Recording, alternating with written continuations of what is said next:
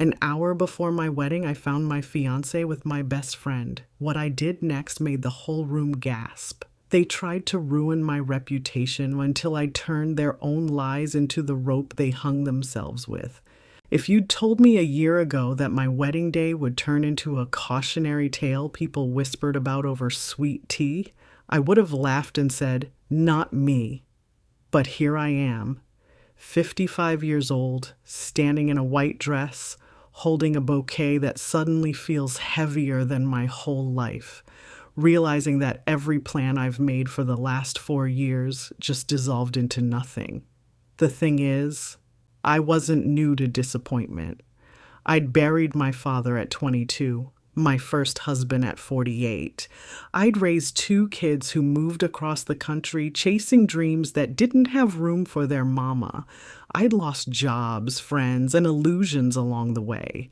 And yet nothing, not a single hardship, had prepared me for the moment I opened that hotel room door. The morning had started like a picture-perfect Southern wedding day. The Atlanta sky was a flawless blue, like it had been scrubbed clean overnight. The park where we'd set up the gazebo smelled of fresh-cut grass and gardenias. White linen tablecloths billowed gently in the breeze, each centerpiece a careful mix of roses and baby's breath. The band was tuning up under the oak trees, and my mama's voice rang through the air like Sunday morning choir. "Don't you dare wrinkle that dress, Latoiya." I remember touching the lace at my waist and thinking, this is it. This is my fresh start. Marcus had disappeared about an hour before the ceremony. Nobody panicked. Grooms vanish all the time to take a breath, call a buddy, sip something strong. But then my maid of honor, my best friend since the 4th grade, also went missing. Shanique wasn't just a friend. She was my sister in everything but blood. We'd shared bedrooms on school trips, worn each other's clothes, cried over each other's breakups. I had put her right beside me on this day because I couldn't imagine it without her. When both of them vanished at the same time, my first thought was innocent. They're probably rehearsing his vows or maybe fixing his tie. But somewhere under that thought, something cold began to move. It's hard to explain how you know before you know. The human heart has its own alarm system, and mine was already ringing when I walked down the hotel hallway. I knocked on the door of the suite Marcus and I were supposed to share tonight. No answer. I tried the handle. Unlocked. I stepped inside.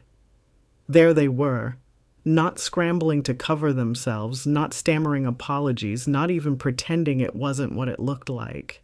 They were tangled together in the middle of white sheets that only hours ago I'd imagined we'd be sleeping under as husband and wife. Shanique's bra was on the floor next to the champagne I'd ordered for later. Marcus didn't even have the decency to look ashamed. It's strange what the mind does in moments like that. Mine went quiet, like I'd walked underwater. I didn't yell. I didn't throw anything. I just pulled out my phone. First, I called his mother. "Miss Rita," I said, calm as a weather report, "you might want to come to Suite 2 teen."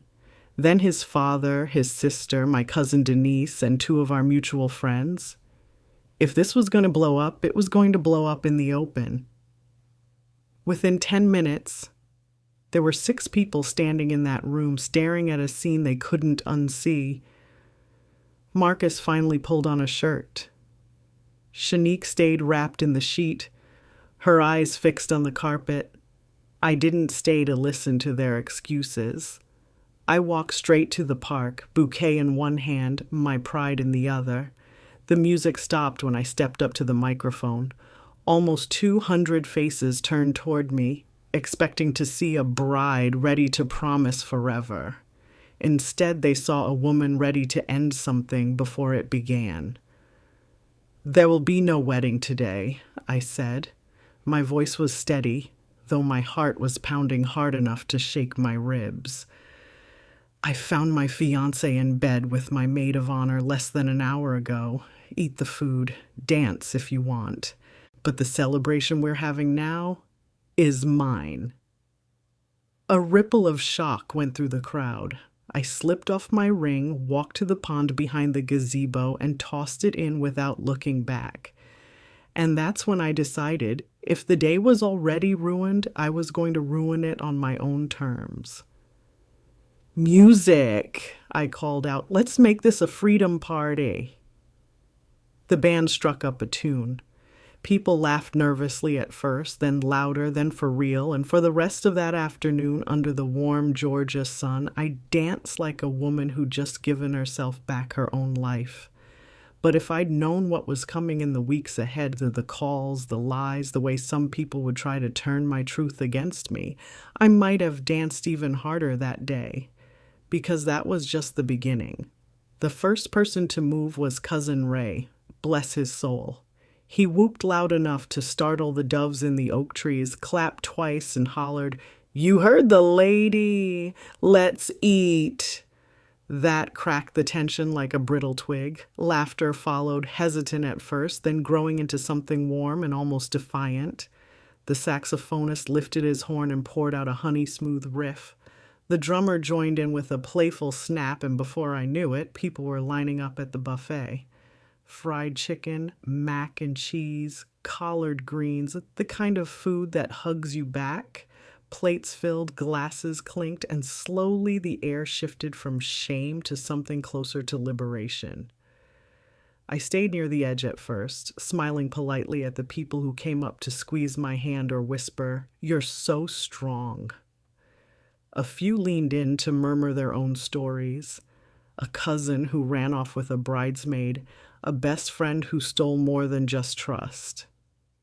I realized betrayal was a bigger guest list than I'd ever imagined. About half an hour in, I saw Marcus. He stood at the far side of the courtyard, shirt untucked, eyes darting like he was calculating an escape route. Shanique hovered behind him, her face pale and tight. They didn't come toward me. Maybe they knew this wasn't their stage anymore, or maybe they were just waiting for the crowd to thin before trying their version of the truth. I didn't give them that chance. I turned away and let the music pull me toward the dance floor. Aunt Denise kicked off her heels, pulled me into a two-step, and hissed in my ear, "Girl, you just became a legend in this family." That made me laugh harder than I thought I could. For the next 2 hours, I danced, I ate, I hugged people I hadn't seen in years. The ring was gone, but so was the weight I'd been carrying without even realizing it. Still, every now and then, I'd catch sight of Marcus in my peripheral vision, him talking in low tones to a cluster of guests, Shanique clutching his arm like she was the victim here. By late afternoon, the sun had softened to a golden syrup. Guests drifted away in small groups, calling out their goodbyes. My mama stayed close, making sure I ate more than a forkful of cake. "Good cake don't deserve to be wasted on bad men," she said, sliding another slice onto my plate. When most everyone had gone, Marcus finally approached. "Latoiya, can we talk?" he asked, voice low, eyes darting to see who was listening. I set my fork down but didn't stand. "There's nothing to talk about," I said evenly. "You made your choice. I made mine." His jaw tightened. "You embarrassed me in front of everyone I know." "And you embarrassed me in front of God," I shot back, my voice sharp enough to still the air between us. He flinched just slightly, and for a second I thought he might try an apology. But instead he turned and walked away, Shanique trailing after him without a word. I watched them go until they disappeared around the gazebo, swallowed by the shadows of the trees. By the time the band packed up and the last tablecloth was folded, I was alone in the courtyard. I picked up my bouquet, petals bruised, stems damp from the heat, and carried it to the pond. For a long moment, I just stood there, listening to the faint buzz of cicadas and the whisper of wind through the willows.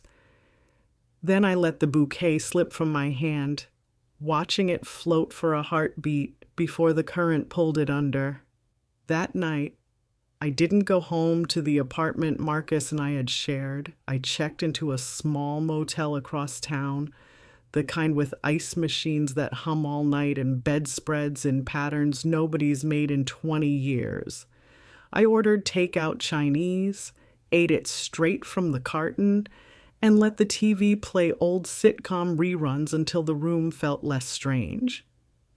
Lying there, I thought about how a single day could change the entire course of a life. I thought about the look in Shanique's eyes. Not guilt, not even fear, but something colder. I thought about how Marcus had said "we" so many times when planning our future, and how quickly "we" had turned into "me" when temptation knocked. Sleep didn't come easy. When it finally did, it was restless, filled with dreams of walking down endless hallways, opening door after door, and never finding the right one. What I didn't know then was that the real fight hadn't even started. Because while I was trying to close this chapter, Marcus and the people who still believed his lies were already working on a way to rewrite the whole story. And they were about to find out just how wrong they were about me. The morning after the freedom party began with the sharp, insistent buzz of my phone. For a blissful moment, still half buried under the stiff motel blanket, I forgot why it might be ringing. Then reality rolled over me like cold water. The caller ID read "Mama." I answered on the second ring. "You all right, baby?" she asked. Her voice that mix of worry and steel I'd known my whole life. "I'm fine," I said, though my voice was rough from too little sleep.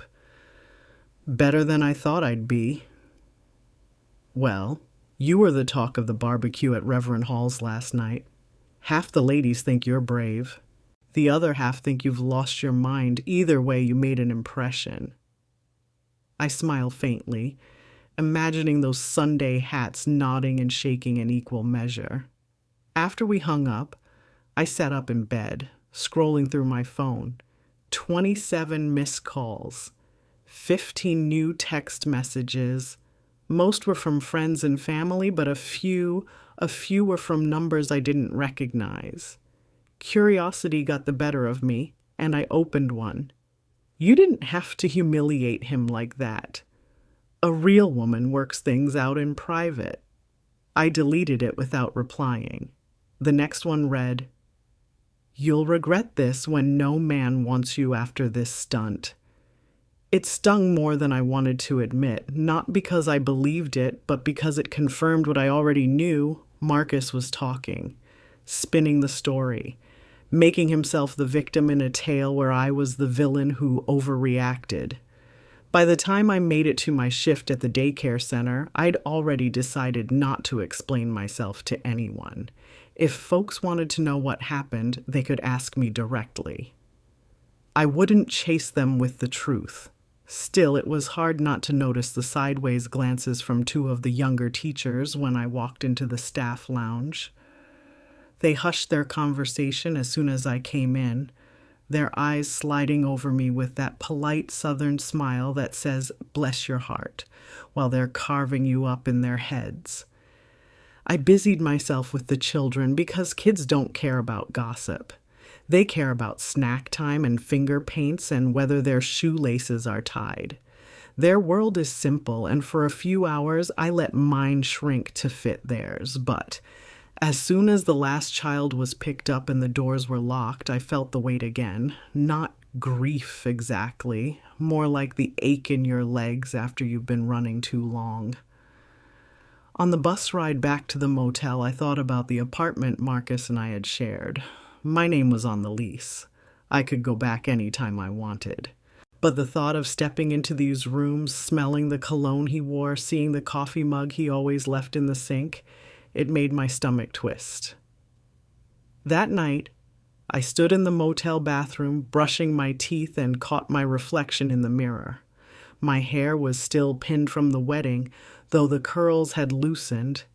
My eyes were rimmed in tiredness, but there was something else there too, a sharpness I hadn't seen in years.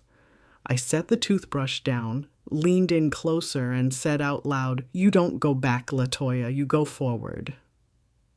The next morning I called a realtor, not to buy a house, not yet, but to find a place of my own, something small, something with light, something that no one had ever shared with me just to break it apart.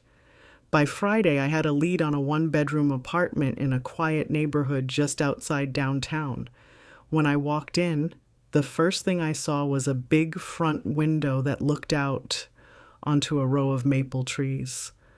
The walls were bare, the air smelled faintly of fresh paint, and the silence inside felt clean. "I'll take it," I told the landlord without even asking the rent, because right then I knew this was the first brick in whatever I was about to build. I didn't realize yet that moving in wouldn't just be about changing my address. It would be the moment Marcus and his little circle of defenders decided to make my life harder than I thought possible. And it would start with a knock on my brand new door. To be continued. The knock came just as I was unpacking the last of my dishes. 3 steady raps, not hesitant, not hurried. The kind of knock that belongs to someone who assumes they'll be invited in. I froze for a second, dish towel still in my hand, my new apartment wrapped around me like a fragile bubble. I wasn't expecting anyone. The only people who had my new address were the landlord, the utility company, and Mama, and she always called first. When I opened the door, there he was, Marcus. He leaned against the doorframe like he just strolled up from the corner store, one hand in his pocket, the other holding a manila envelope. His eyes swept over me, then over the apartment behind me, and he gave a slow, knowing smile. "Nice place," he said, "but it's missing something." I kept my voice flat. "What do you want, Marcus?" He held up the envelope and tapped it lightly. "Thought you'd want to sign these, just some paperwork to make things easier for both of us." I didn't move to take it. "Easier how?" His smile tightened. "Well, you left the apartment, but your name's still on the lease. I figured we could agree you'll cover your half until I find a new roommate. Fair's fair, right?" I almost laughed. "You mean until you move Shanique in?" His jaw twitched. "Don't make this ugly, Latoiya. People already think you overreacted. No need to add bitter to the list." I stepped into the doorway so he couldn't glance any further into my space. "Marcus, the only list I care about is the one I'm crossing your name off of." For a moment, we just stared at each other, the hallway between us heavy with everything we'd said and everything we hadn't. Then his smile returned, colder this time. "All right," he said, slipping the envelope back into his pocket. "But you should know, people talk, and I've got plenty to say." He turned to leave, and I let him go without another word, but when I closed the door, I leaned against it, my hands trembling just enough to make me mad. The rest of that evening, I tried to shake it off. I unpacked the last of my boxes, made myself a grilled cheese, and put on some old vinyl records Mama had given me. The music helped, but his words kept circling in my head. People talk. The next morning, I found out what he meant. On my way to work, Mrs. Crawford from the corner store stopped me. "Now, Latoiya, I don't like to get in folks' business, but I heard you threw Marcus out with nothing but the clothes on his back," she said, her voice wrapped in faux concern. "That boy's been through so much." I managed a polite smile, but inside the anger bloomed hot. Marcus wasn't just talking.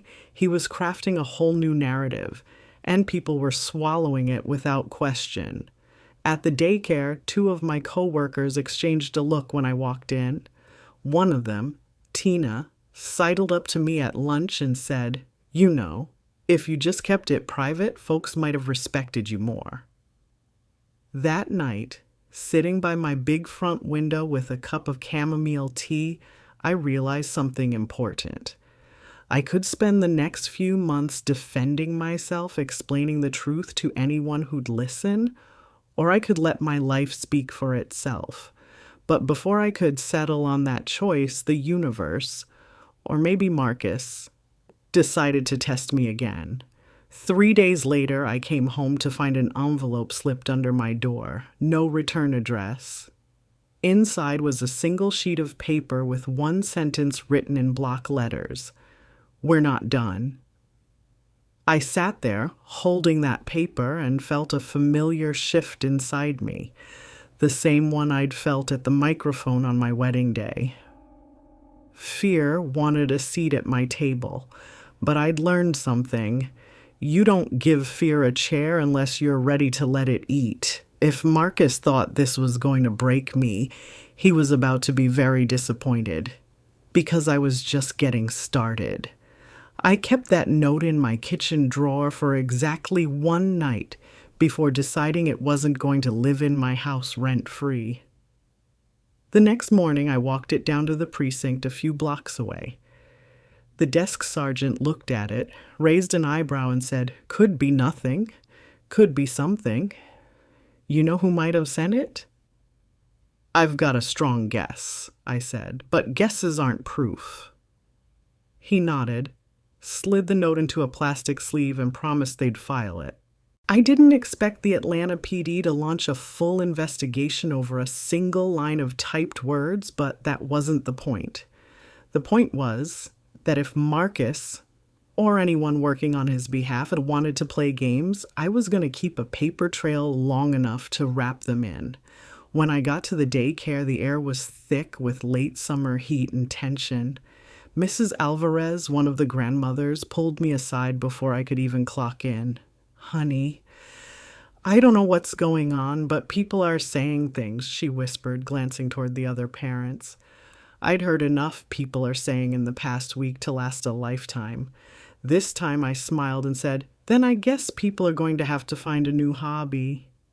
But inside I was tired of the whispers, tired of the way some friends had gone quiet while others offered sympathy with strings attached.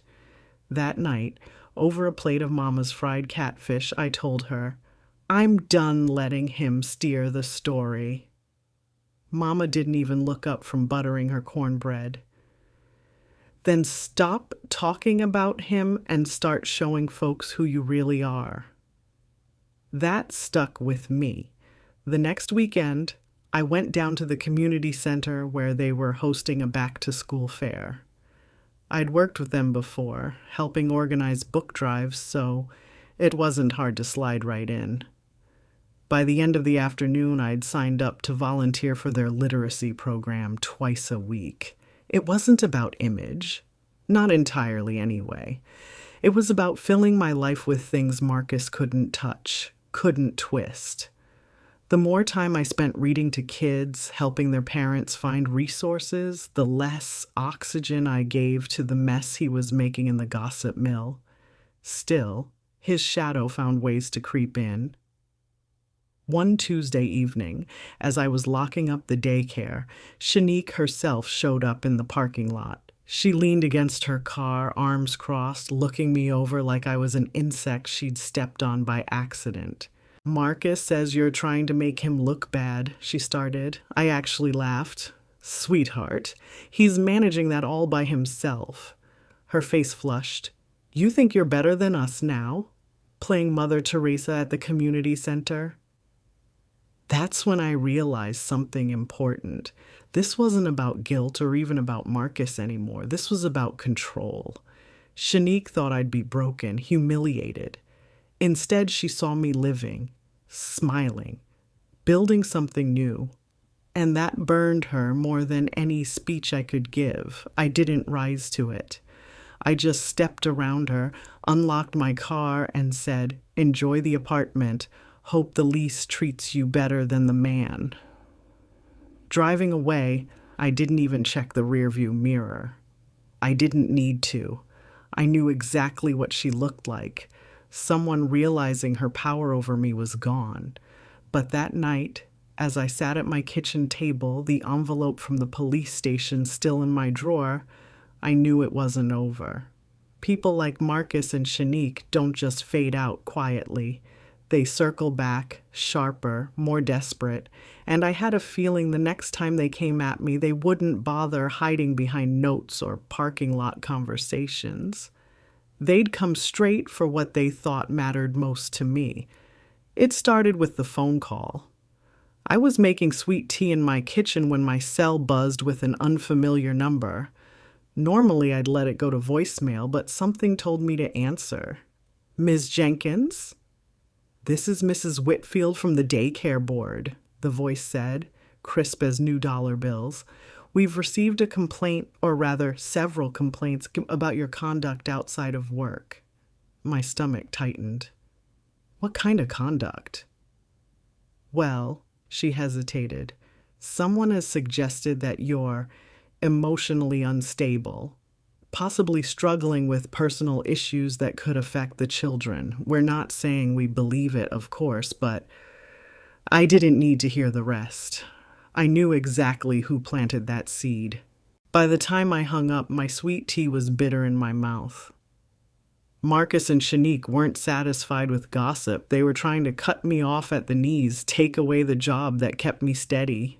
That night, I sat on my bed, laptop open, pulling every text, every email, every scrap of proof I had, the note under my door, the run-in with Shanique, the texts from numbers I didn't recognize. I started a folder labeled insurance and filled it until my desktop looked like a crime board. The next morning, I called a lawyer, not a friend of a friend lawyer, but a real professional, Ms. Danielle Porter, known for taking down landlords, employers, and yes, exes when they crossed the line. She listened to my story without interrupting, her pen scratching notes. When I finished, she leaned back and said, "What you've got here is a pattern. Harassment, defamation, possibly even interference with employment. We're going to make them wish they'd never spelled your name." For the first time in weeks, I felt something like relief. Not joy exactly, but the kind of calm you get when you know you're not standing in the fight alone anymore. Over the next few days, Danielle had me document everything. She sent cease and desist letters to both Marcus and Shanique, formally warning them to stop the harassment. And she did it in a way that made sure their mamas, their cousins, and anyone else they dragged into this mess knew they were being watched. The effect was immediate and revealing. Shanique posted a vague Facebook rant about jealous women who can't let go, which only made her look petty. Marcus, meanwhile, went silent. Too silent. I knew that meant he was planning something. Sure enough, the following week I came home to find my mailbox stuffed with flyers. Not the usual pizza coupons, but photocopied sheets with my face, pulled from my own social media, under the words, "Would you trust this woman with your children?" They were sloppy, full of typos, and the photo was grainy, but the intent was clear. I didn't cry. I didn't even rip them up. I laid them out on my kitchen table, took high-resolution photos, and sent them straight to Danielle. 10 minutes later, she replied, "Perfect. That's Exhibit A." That night, I sat by my front window, watching the maple trees sway in the streetlight glow. For the first time since the wedding day, I wasn't just reacting. I was building my own endgame. Marcus and Shanique thought they could make me small, push me into a corner until I broke. What they didn't realize was that I'd been cornered before, and I'd learned how to fight my way out. The next move wouldn't be theirs, it would be mine, and it was going to hurt. The plan started small. A single phone call to a friend I hadn't seen in years, but who owed me a favor. Tasha worked for a local news station, not as an anchor, but in research. She could find things and people that didn't want to be found. When I told her what Marcus and Shanique had been doing, she let out a low whistle. Girl, you want me to dig? Because if I dig, I might not be able to put the dirt back. That's the idea, I said. 3 days later, she called me back, her voice tinged with the kind of excitement you only hear from someone holding dynamite. You know, your ex-fiancé's little angel, Shanique. Well, turns out she's got a trail, and it ain't pretty. Unpaid debts, bounce checks, a job she got fired from for stealing merchandise. And Marcus? Let's just say the lease he's so proud of is in her name now, and she's 3 months behind on rent. I could have sat on that information, but I didn't. Danielle, my lawyer, helped me package it neatly, not to blast on social media like a bitter ex, but to drop in the right ears. The first ear was their landlord's. Within a week, Shanique had a pay up or get out notice on her door. The second was a former employer of Marcus's who, it turned out, had no idea he was using their company name on his freelance work. That bridge burned faster than dry pine. While they scrambled, I was busy making myself unshakable. I took extra shifts at the daycare, volunteered for the literacy program's fall fundraiser, and showed up everywhere I could with a smile on my face. The more visible I was in the community, the harder it became for their lies to stick. But the real turning point came when Tasha suggested one final push. There's a charity gala next month. Big crowd, city council members, half the business owners in Atlanta. You show up there looking unbothered and glowing, it'll kill whatever narrative they've been pushing. So I did. Mama helped me pick out a deep emerald dress that hugged me in all the right places, and Darius, the coffee shop owner I'd been seeing quietly, offered to be my date. He was solid, calm, and had the kind of presence that made people stand up a little straighter when he walked in. That night, I worked the room like I'd been born in it. I laughed, I networked, I even got an offer to join the board of a local children's advocacy group.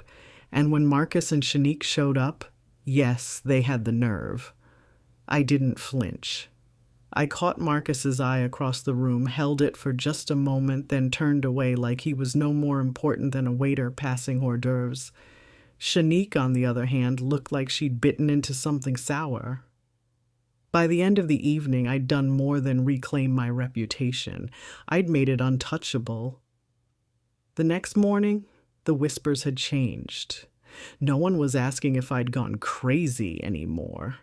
They were asking how I'd managed to land on my feet so fast, and the truth was I hadn't just landed. I'd started climbing. And I wasn't done yet. 2 weeks after the gala, the first real crack appeared in their armor. Danielle forwarded me an email from Marcus's landlord. Apparently, Shanique had missed yet another rent payment. The eviction notice was no longer a warning. It was final. They had 30 days to vacate. I didn't gloat, not out loud, but I'd be lying if I said it didn't warm me on the inside. A few days later, the daycare board officially dismissed the complaints against me, noting in their letter that no credible evidence supported the claims. I framed that letter and set it on my kitchen shelf right next to Mama's ceramic rooster. Then came the cherry on top. Tasha called me late on a Friday night, her voice practically dancing. Girl, you sitting down? Because your boy Marcus is now officially on the city's do not hire list for contractors. Seems one of his old clients decided to sue, and when the background check pulled up your lawyer's cease and desist, they added it to the file. It was poetic. The man who tried to ruin my livelihood had just lost his own. But my real victory wasn't in watching them fall.